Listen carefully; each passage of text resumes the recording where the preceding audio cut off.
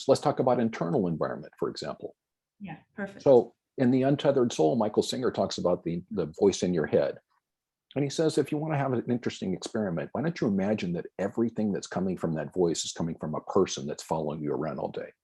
Now, if you had a friend who followed you around all day, who spoke to you the way that you speak to yourself, who changed its mind so capriciously, as that voice does, who is so negative so much of the time, it wouldn't take long before you would tell that person to just get away. I don't want anything to do with you. You're rude to me, you're insulting, you're negative, you change your mind constantly. Every time you get a new piece of information, you're just completely unreliable and you're not pleasant to be around. But somehow it seems perfectly acceptable to do that to ourselves.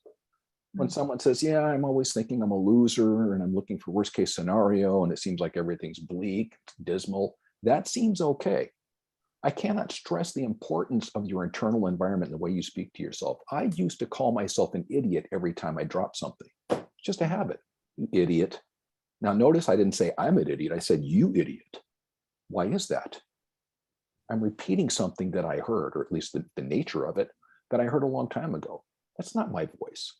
It's got the timbre and tone of my voice because that's how I hear things. But I'm repeating things I was told a long time ago, either through words or deeds. And I'm reinforcing that picture I was given of how I am, what I am, who I am, what I am less than, over and over again.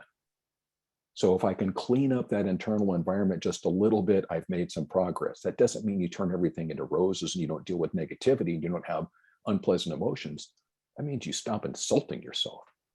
That means instead of feeding yourself mental junk food constantly, and using your imagination to imagine the worst case scenario for every possible thing that could happen in your life, for once you imagine that something might happen that's good.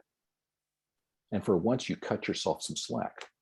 For once you treat yourself the way that you treat other people.